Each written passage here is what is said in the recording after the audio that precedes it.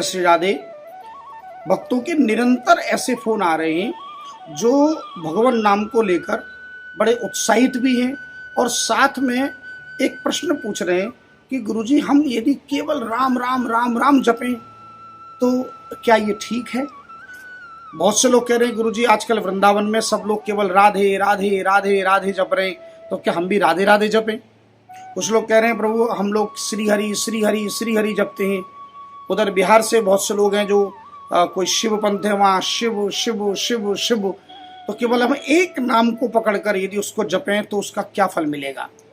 तो भैया देखो, जहाँ तक नाम का प्रश्न है तो नाम कोई भी हो, प्रत्येक नाम में भगवान ने अनंत शक्ति स्थापित की हुई है इस कलिकाल में।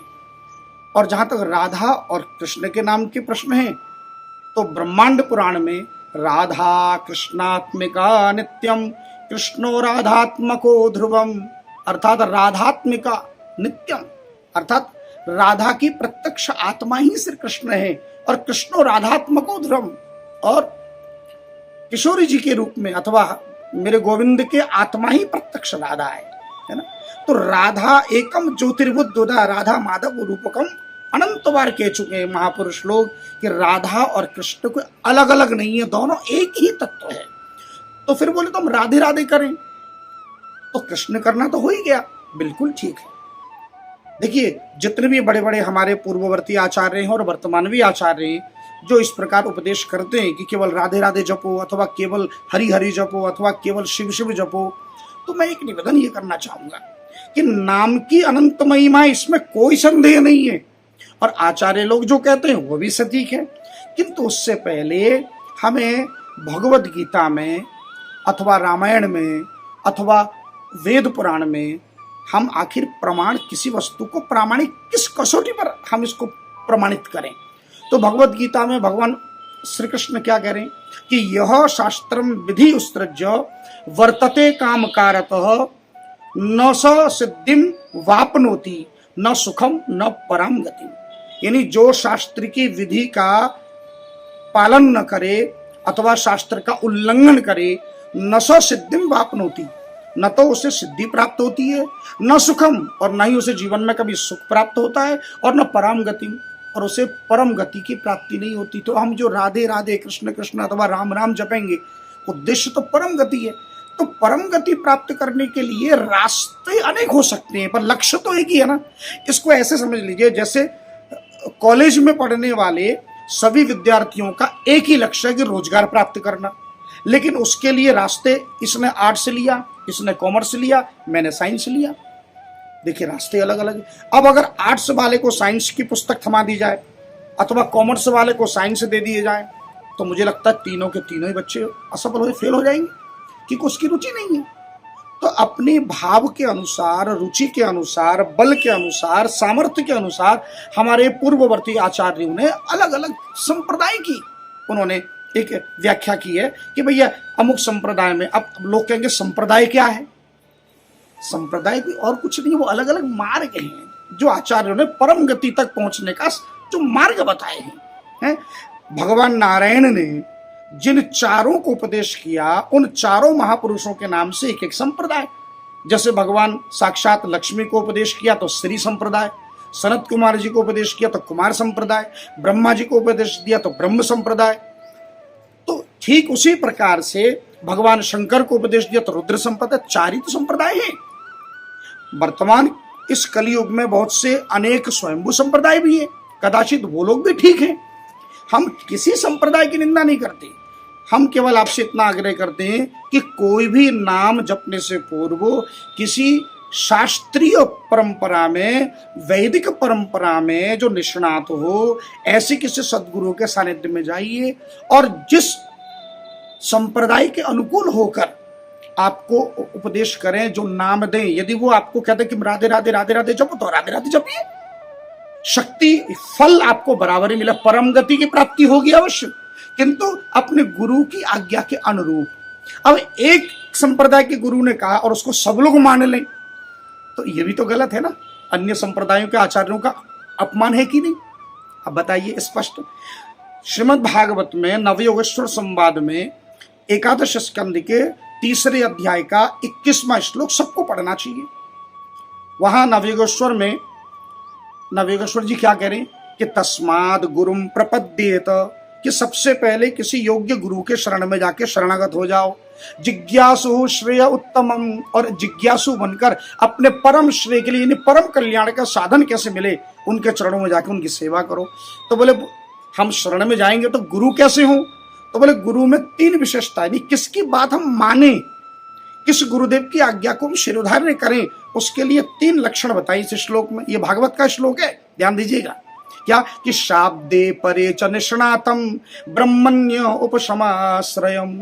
क्या कह रहे हैं कि शाब्दे परे च निष्णातम, सबसे पहले तो शब्द ब्रह्म के निष्णात हो। शब्द ब्रह्म यानी शास्त्र में, शास्त्रीय ज्ञान में वो परिपूर्ण हो, जिन्होंने शास्त्रों का अध्ययन किया हो, भगवत गीता हो, रामायण हो, उपनिषद हो, इन सबका भली बात अध्ययन किया हो। तो पहला लक्षण शास्त्रीय हो, यानी स्वच्छंद न हो, यानी कि उनके मन में जो आ रहा है सो बोल रहे प्रवचन में। लोगों को तो प्रवचन सुनना अच्छा लगता है, और कली का एक लक्षण है कि जहां भीड़ ज्यादा हो लोग उसी के पीछे पड़ जाते हैं, चाहे कल्याण हो अथवा न हो, चाहे भीड़ में दब के मर जाए, पर जाना है चूंकि भीड़ जा रही है, ये भीड़ चाल तो है। तो लेकिन गुरु की कसौटी क्या कि शाब्दे परे च निष्णातम, सबसे पहले शब्द ब्रह्म की ज्ञाता हो, फिर निष्णात। निष्णात कैसे? अब किसी परमात्मा किसी हमारे इंद्रियों के विषय तो है नहीं कि उनको सूंघ के पता लगावे, कि स्वाद से चख के बतावे, अथवा स्पर्श करके बतावे, अथवा नेत्रों से देख के बतावे। तो परमात्मा को हम अनुभव कैसे करें? तो इसलिए कहा निष्णातम, यानी उसकी कसौटी है। क्या बोले? उपनिषद के द्वारा जिस गुरुदेव ने अपने अनुभव के द्वारा, अपनी अगाध श्रद्धा प्रेम और साधना के द्वारा, जिसने ब्रह्म ज्ञान में स्नान करके, यानी ब्रह्म ज्ञान में स्नान करके स्नातक बन गए हो, उन्हीं को निष्णात कहते हैं।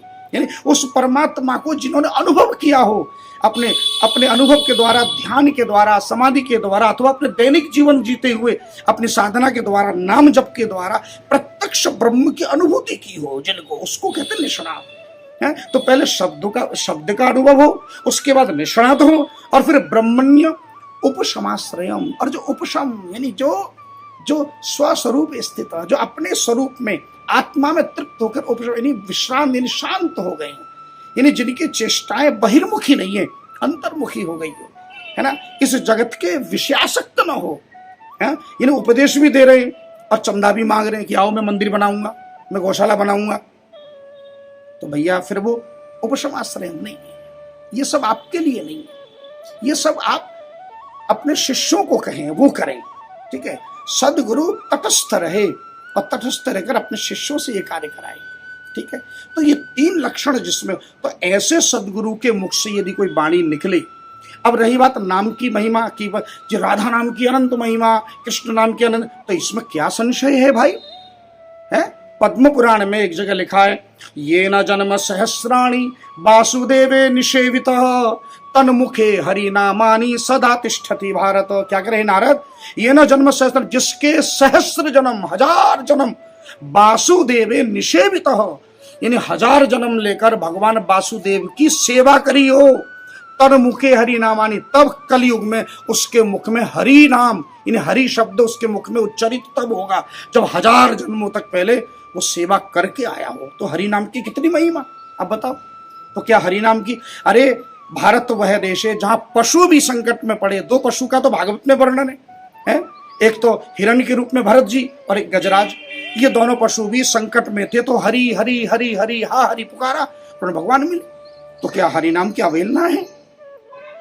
इसलिए कलिसंतरण उपनिषद में भी कहा कि इति षोडशकम नाम नाम कली कलमशनाशनम। अब चूंकि हम लोग ब्रह्म संप्रदाय हैं, गौड़ीय संप्रदाय के हैं, तो हम लोग कलिसंतरण उपनिषद की वाणी को मानते हैं कि हमारे गुरुदेव ने हमें उपदेश किया। तो आप में से भी जो जिस संप्रदाय से दीक्षित हैं, तो अपने पूर्ववर्ती आचार्य के शिक्षा के अनुसार, और देखिए शिक्षा ऐसी हो, आचरण ऐसा हो कि हम अपने संप्रदाय को पकड़ के रखें और दूसरे को निंदा भी न करें, उनको गिरने भी न दें, किसी की अवहेलना भी न करें। तो कलिसंतरण उपनिषद को हम लोग क्यों मानते हैं? कि हमारे पूर्ववर्ती आचार्यों ने हमें कहा कि इति षोडशकम नाम नाम कली कलमश नाशनम, इस कलयुग में ये 16 नाम 32 अक्षर के जो महामंत्र हैं, जिसमें हरे कृष्ण कृष्ण कृष्ण हरे हरे, हरे राम राम राम हरे हरे, इसमें किसी की अवहेलना नहीं है। ये हरे शब्द में राधा भी, सीता भी, हरि भी सब सन्निहित हैं, और राम भी और श्री कृष्ण भी, यानी किसी का अपमान नहीं है, सबका समाहित करने वाला महामंत्र है। और फिर ब्रह्मा जी कह रहे हैं कि नातः पर तरोपाय सर्व वेदेषु दृश्यत, मैंने सारे वेद और सारे पुराणों को अवलोकन करके मैं बता रहा हूं कि नातः पर तरोपाय, इसके अतिरिक्त कोई उपाय नहीं है, ये शास्त्रज्ञ है, मैं प्रमाण सहित कह रहा हूं, ये कलिसंतरण उपनिषद की वाणी है। तो यदि केवल हम एक नाम को पकड़कर राम राम राम राम राम राम राधे राधे राधे राधे राधे राधे शिव शिव शिव शिव ऐसा करें, तो मुझे लगता है कि यदि हम स्वेच्छा से करें तो यह अशास्त्रीय होगा, हमारे पूर्ववर्ती आचार्यों का अपमान होगा, साक्षात परमात्मा का अपमान होगा। और भगवान की तो ये उद्घोषणा है, श्री कृष्ण की उद्घोषणा है। भगवान कह रहे हैं कि श्रुति स्मृति ममे वाग्ये, ये श्रुति स्मृति मेरी वाणी है, और यस्तंग उल्लंघ्य वर्तते, और जो इसका उल्लंघन करेगा आज्ञा छेदी मम द्रोही, वो आज्ञा छेदी होगा, मेरी आज्ञा का उल्लंघन करने वाला अपराधी होगा, और मम द्रोही, और उससे बड़ा कोई द्रोही नहीं है। और मद भक्तोपि न वैष्णव, न तो वो मेरा भक्त होगा और ना ही वो मेरा वैष्णव होगा, यदि मेरी आज्ञा का उल्लंघन कोई करे। हमें भगवान श्री कृष्ण की वाणी का आदर करना है, आज्ञा का उल्लंघन नहीं करना है, ये ध्यान रखिएगा। भगवान श्री कृष्ण ने जो कह दिया, शास्त्रों ने जो कह दिया, श्रुति स्मृति ममे वाक्य, ये श्रुति स्मृति क्या है, ये सब भगवान की वाणी है। तो हमें भगवान की वाणी के अनुसार ही चलना है कि कौन आचार्य क्या कह रहे हैं, कौन क्या कह रहे हैं, उसको सुनने से पहले आप सुनो, उसको सुनकर अपने संप्रदाय में है, जो संप्रदाय आपको रुचिकर लगे, जहां आपको लगे कि हाँ, अब हमने गौड़ीय संप्रदाय को हमने क्यों चुना, हमने देखा कि जहाँ जगाई और मधाई जैसे एक अपराधी, एक शराबी, जुआरी भी यदि भगवत प्राप्ति कर सकता है, तो हमने तो अनंत अपराध किए इस कलिकाल में। हमने सोचा ये संप्रदाय सर्वश्रेष्ठ है, जहाँ महामंत्र का आश्रय लेकर हम अपने को शुद्ध बुद्ध बना सकते हैं। और देखिए, अभी बुद्ध शब्द मेरे मुख से निकला, हम भारतवासी हैं, हम भगवान बुद्ध की बात को भी नहीं मानते अगर वो शास्त्र विरुद्ध हो। इसलिए सनातन धर्म में बुद्ध का उतना सम्मान नहीं है, उनकी वाणी का उतना सम्मान नहीं है। ध्यान दीजिएगा, वो भगवान है, 24 अवतार में आते हैं, पर भगवान होकर भी हम भगवान की बात भी नहीं मानते यदि शास्त्र के विरुद्ध, क्योंकि उन्होंने वेदों का विरुद्ध आचरण बताया था, समाज में हिंसा की वृद्धि न हो इसलिए। तो उपसंहार के रूप में इतना ही कहूंगा कि किसी आचार्य का, किसी संप्रदाय का विरोध नहीं, सभी महापुरुष हैं, सभी महान हैं, सबकी आज्ञा का हम पालन करें, किंतु आज्ञा पालन करने से पहले अपने संप्रदाय के पूर्ववर्ती आचार्यों का सम्मान होना चाहिए। जय जय श्री राधे।